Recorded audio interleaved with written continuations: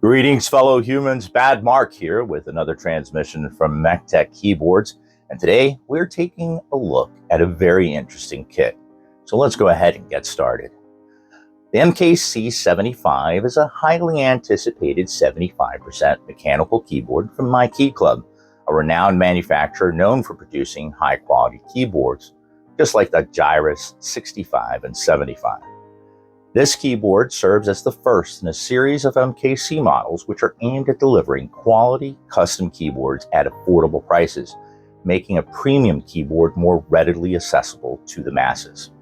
In this video, I build and review a prototype of this 75% keyboard kit that will be available in 17 colors, with 4 options for weights, 4 options for plates, including half plates, though going plateless is an option as well. It also includes 4 PCB options: soldered, flex cut hot swap, non-flex cut hot swap, and a tri-mode hot swap. The PCB I chose for this review is the non-flex hot swap, which offers the option of 3 differing mounting styles, providing for differing levels of flex to better meet the end user's bounciness preference.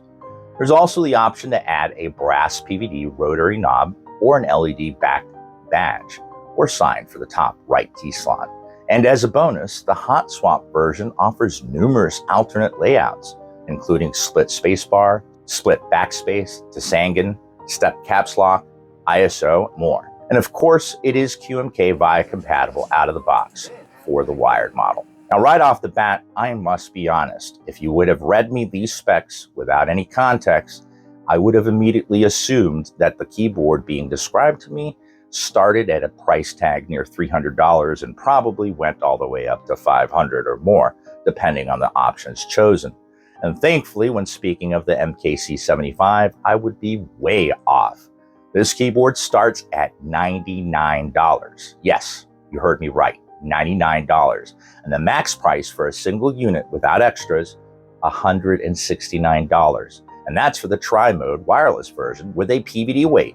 Small note, the weight I have with my prototype unit includes the MKC cursive logo. Based on feedback that they've received, the final version will be blank, foregoing their logo. Now, the parts included in this kit are a full CNC aluminum top case, a full CNC aluminum bottom case, an anodized aluminum or stainless steel PVD weight, an internal aluminum weight, but only for the tri-mode version, 1 plate if so selected. Again, you can go plateless, 1 PCB, 1 IPXC PCB sheet, 1 pour-on case foam, 1 pour-on plate PCB foam, a Type-C daughter board with JST cable, PCB gas silicone columns, plate gas silicone socks, top mount screws and spacers, PCB stabilizer O-rings, foot pads, pour-on case strips, and a 1.6 hex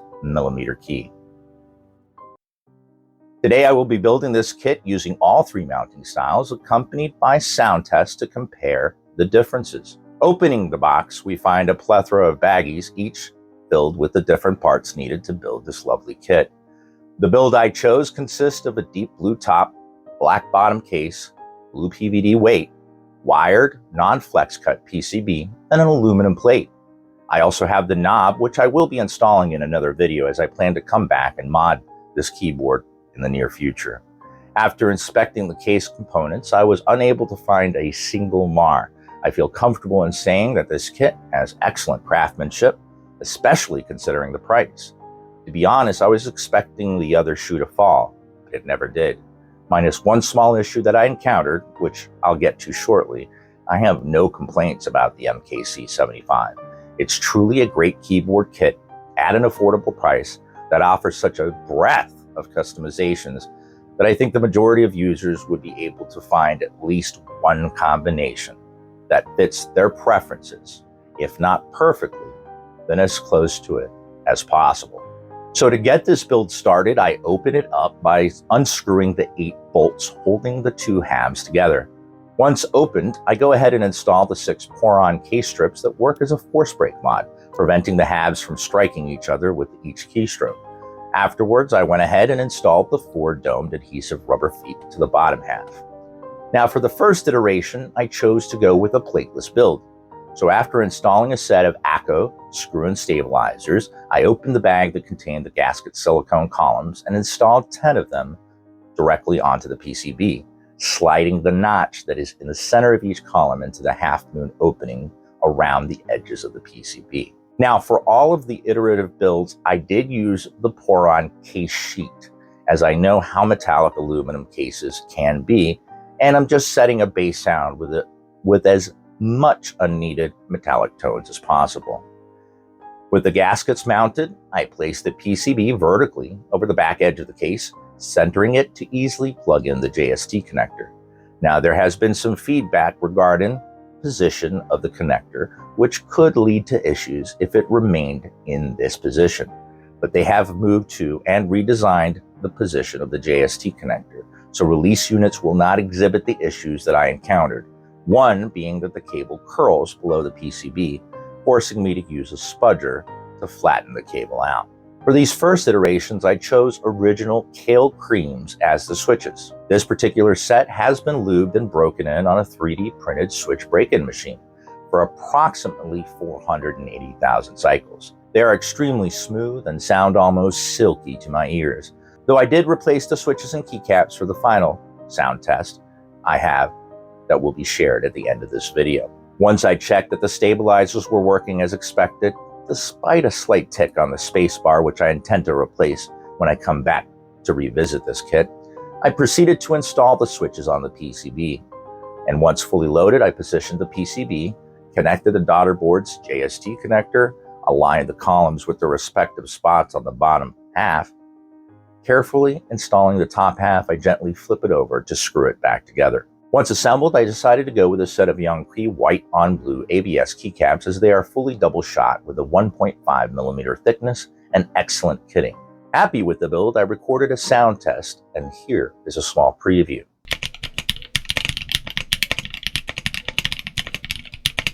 The next iteration, the only change was the inclusion of the IPXC PCB sheet. Though during the process of unplugging the JST connector, I noticed a slight crack, and when I pulled the connector, part of the plastic from the connector on the PCB broke off.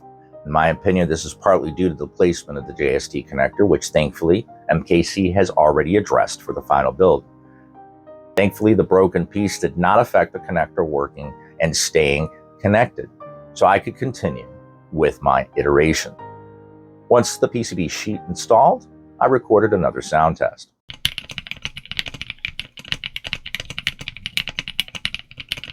For the next round, I decided to go ahead and incorporate the plate, but doing a top mount, a rarely used mounting style that I actually have a fondness for. The kit includes both screws and spacers for attaching the plate to the top half of the case. In this case, I decided to forego the spacers, and luckily enough, this did not affect the tolerances to a point that would have prevented the installation of the switches. With the top mount in place, I put everything back together and recorded another sound test.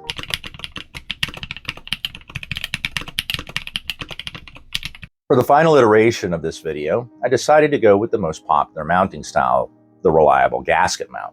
Removing the plate from the top case, I installed the gasket socks to each of the tabs of the aluminum plate. I also added the plate and PCB foam layer before installing the plate and reinstalling the switches and the keys. Once finished, it was time for another sound test.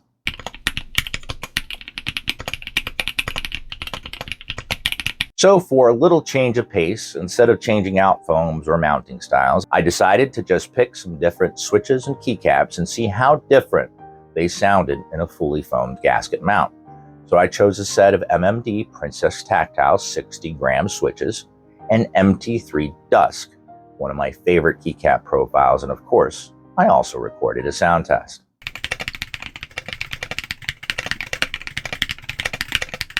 It's too early for me to say which of these combinations is my favorite, though I liked all in one respect or another. But I can say there is a distinct difference in sound and feel between all of the different combinations. making this almost like a multiple keyboard in one kit, almost beyond a custom keyboard, but a truly bespoke one.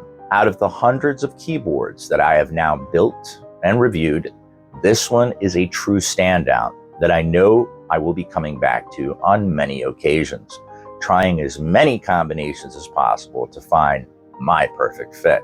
I want to thank you, viewer, for joining me today on the build and sound test of this prototype and highly anticipated keyboard kit that I would hardly be surprised if it does not end up being crowned as one of the best keyboards of the year, budget or otherwise.